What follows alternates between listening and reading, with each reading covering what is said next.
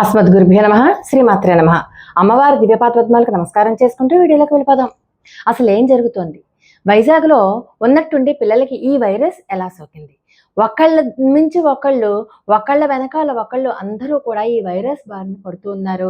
ఆస్పత్రికి క్యూ కడుతూ ఉన్నారు. అయితే అసలు ఏం జరుగుతోందో వైజాగ్లో ఎవరికీ ఏమీ అర్థం కావట్లేదు. చాలా మంది తల్లిదండ్రులు చాలా ఆక్రోశిస్తూ ఉన్నారు.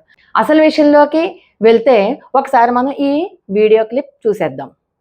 అనాలో వేగంగా వ్యాపిస్తున్న ఒక అంటు రోగం లాంటిది అనాలో తెలియదు కానీ సిచ్యువేషన్ మాత్రం వెరీ సీరియస్. అది అంటుకున్న పిల్లలు వింతగా ప్రవర్తిస్తున్నారు. ఉలకరు పలకరు, అరిచి పిలిచిన స్లో మోషన్ లో తల తిప్పి చూస్తారే తప్ప పెదాలు విప్పి అక్షరం కూడా బయటికి రానివ్వరు. మరికొందరిలో అయితే విపరీతమైన అల్లరి. అరే చిన్నప్పుడు ఇలే లేడే అని పేరెంట్స్ ఆశ్చర్యపోయేంత మార్పు కనిపిస్తోంది ఆ పిల్లల్లో. అసలు ఏం జరుగుతోంది వైజాగ్ లో?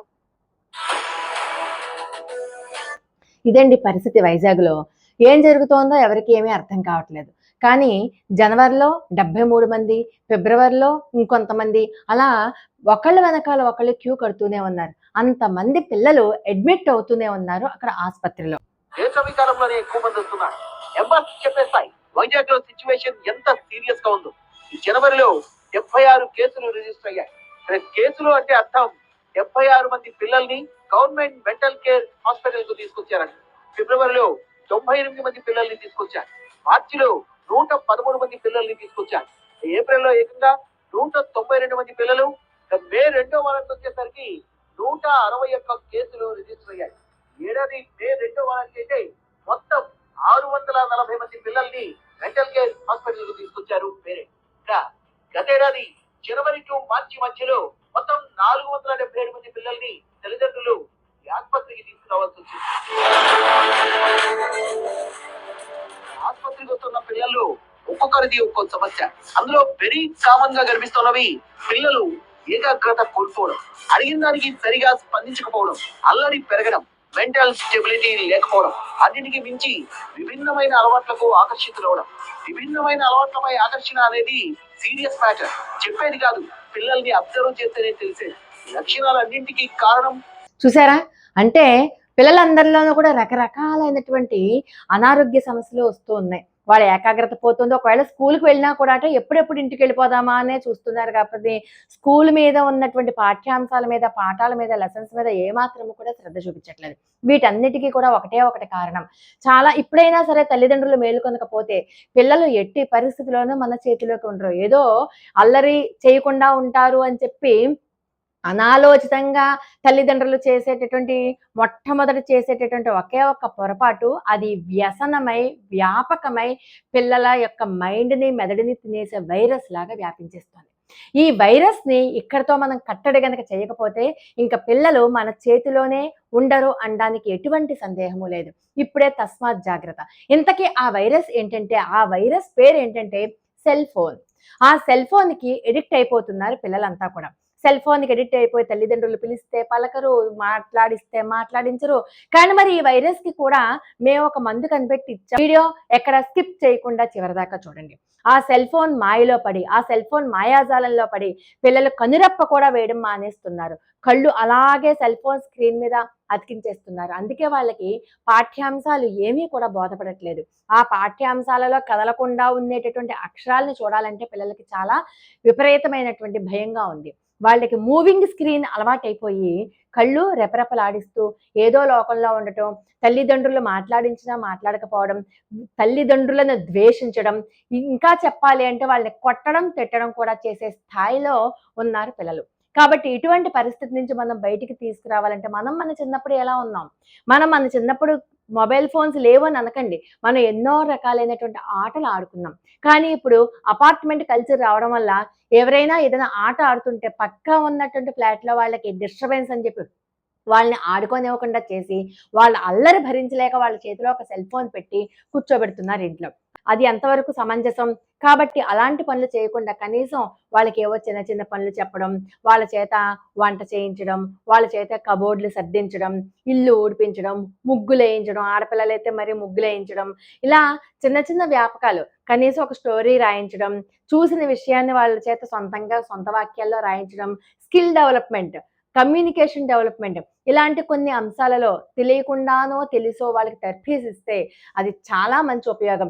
భగవద్గీత శ్లోకాలనో, లేకపోతే మనకి లలితా సహస్రనామ శ్లోకాలు రోజుకొక శ్లోకమో, రోజుకొక నామమో వాళ్ళ చేత కూర్చోబెట్టి రాయించడమో.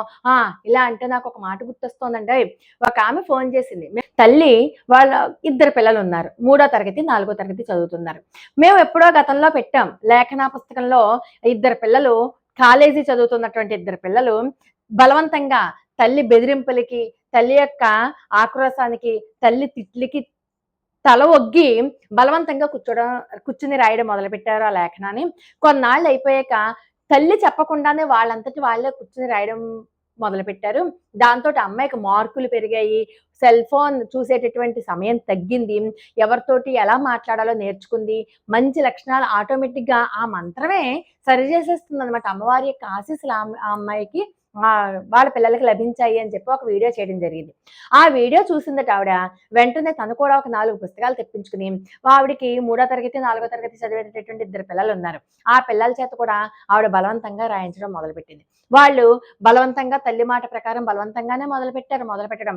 వాళ్ళకి కూడా యారగెన్సీ ఉంది, తల్లి మాట వినకపోవడం ఉంది. అవన్నీ కూడా స్టార్ట్ అయ్యే ఉన్నాయి. కానీ 100 నామాలు రాసేసరికి, 100ో నామం దగ్గరికొచ్చేసరికి క్రమక్రమంగా వాళ్ళ వ్యక్తిత్వంలోను, వాళ్ళ బిహేవియర్‌లోను, వాళ్ళ మాట తీరులోను మార్పు రావడం గమనించిందావిడ. అంతేకాదు, ఈ తల్లి తన పిల్లల మీద తీసుకున్నటువంటి సంకల్పానికి అమ్మవారు ఆశీర్వాదం కూడా లభించినట్టుంది బహుశా. పిల్లలు క్రమక్రమంగా మంచి దారిలో నడిచారు. ఈ వార్త చూసి, వైజాగ్‌లో జరుగుతున్నటువంటి ఈ వార్త చూసి ఆవిడ వెంటనే ఫోన్ చేసి, మా పిల్లలు కూడా వైజాగ్ కేజీహెచ్‌కి తీసుకెళ్లాల్సిన పరిస్థితి వచ్చేదండి. మేము గనక మీ వీడియో చూడకపోతే, మీ వీడియో చూడడం వల్ల మాకు మంచి జరిగింది. మా పిల్లలు ఇప్పుడు ఇలా రాసుకుంటున్నారండి అని చెప్పి ఆవిడే ఈ కథ అంతా చెప్పడం జరిగింది. ఇలా ఎందుకు చెప్తున్నానంటే, పిల్లలు మనకు అడ్డు రాకూడదని చెప్పి మనం సెల్ ఫోన్లు ఇస్తున్నాం. ఆ పిల్లల్ని మనం కేజీహెచ్‌కి తీసుకెళ్తున్నాం. అక్కడ వేలకు వేలు పోస్తున్నాం డాక్టర్ల చేతిలో. ఆ పరిస్థితి ఎందుకు? అదే రూ. 1000, అదే 2000తో మనం పిల్లల్లో పోనీ మీరు పుస్తకాలు కొనుక్కోక్కర్లేదు. మీరే ఇక ఇంట్లో కూర్చోబెట్టి చిన్న చిన్న పనులు చెప్పండి. ఒక తెల్ల కాగితాల పుస్తకం పెట్టుకుని వాళ్ళ చేత రామకోటో, గోవిందకోటో రాయించండి. లేకపోతే లలితా సహస్రనామాలలో ఉన్నటువంటి ఒక్కొక్క నామాన్ని రాయించండి. ఏదో ఒక మంచి అలవాటు భగవద్గీత శ్లోకాలు నేర్పించండి. లేకపోతే రామాయణ, భారత, భాగవతాలలో కథలు వినిపించండి. కాస్త సమయం మనం చేసుకుని గనక వాళ్ళల్లో గనక ఇవి డెవలప్ చేసినట్లయితే ఈ సెల్ ఫోన్ అనే వైరస్ పిల్లల దగ్గరికి రాకుండా ఉంటుంది. కాబట్టి ఇప్పటికైనా తల్లిదండ్రులు మేల్కొనండి. రాబోయే తరాలైనా సరే మేల్కొనండి. ఎవ్వరూ కూడా సెల్ ఫోన్‌కి అడిక్ట్ అవ్వకుండా పిల్లలతో మనం కూడా కాస్త సమయం గడిపినట్లయితే ఈ సెల్ ఫోన్ అనే వైరస్ బారిన పిల్లలు పడకుండా ఉంటారు. ఈ రెమెడీస్ పాటించండి. ఖచ్చితంగా కేజీహెచ్‌కి వెళ్ళేటటువంటి ఆ పిల్లల యొక్క సంఖ్యను తగ్గించండి. అసలు పిల్లలు ఎవ్వరూ కూడా ఏ ఆసుపత్రికి ఈ మెంటల్ స్ట్రెస్ వల్ల, మెంటల్ స్టెబిలిటీ లేకపోవడం వల్ల పుట్టినప్పుడు ఆటిజం రావట్లేదు. ఈ సెల్ ఫోన్ చూడడం వల్ల ఆటిజం లాంటి లక్షణాలు బయటపడుతున్నాయని చెప్పి ఎంతోమంది ఆక్రోశిస్తూ ఉన్నారు. కనీసం ఇప్పటికైనా తల్లిదండ్రులందరూ కళ్ళు తెరిచి మీ మొబైల్స్ పిల్లలకి అందివ్వకండి. దానికి బదులుగా ప్రత్యామ్నాయ మార్గాలు ఎన్నుకుని వాళ్ళకి మంచి క్లాసులు, మోటివేషన్ క్లాసులు పిల్లలకి చూడండి. ఇప్పుడు కొన్ని విలేజ్‌ల్లో బాల వికాస్ అని, బాల్య కుటీర్ అని, శ్లోకాలు, స్తోత్రాలు ఇవన్నీ నేర్పిస్తున్నారు కూడా. అలాంటి చోటికి పంపించి ఎంకరేజ్ చేయండి. ఎంకరేజ్ చేస్తే మీ పిల్లలు త్వరలో ఆ వైరస్ బారి నుంచి బయటకొచ్చేస్తారు. ఖచ్చితంగా మీరు ప్రతీది కూడా విష్ణు సహస్రనామమో, లలితా సహస్రనామమో, భగవద్గీత శ్లోకాల్లో పిల్లలకి నేర్పించడానికి వాళ్ళని బలవంతంగా అయినా సరే భయపెట్టో, బతిమాలో, బామాలో మీకు రోజుకొక శ్లోకం చదివితే ఫలానా గిఫ్ట్ ఇస్తాననో, రోజు ఇది గనక అప్పజెప్తే నీకు ఇంకోటి ఏదో కొనిస్తాననో, ఏదో ఒకటి ఆశ పెట్టైనా సరే వాళ్ళని సరైన దారిలో పెడతారని చెప్పి కోరుకుంటున్నాను. లోకా సమస్త సుఖినో భవంతు. మరొక అద్భుతమైన వీడియోతో మళ్ళీ కలుసుకుందాం. అంతవరకు నమస్కారం.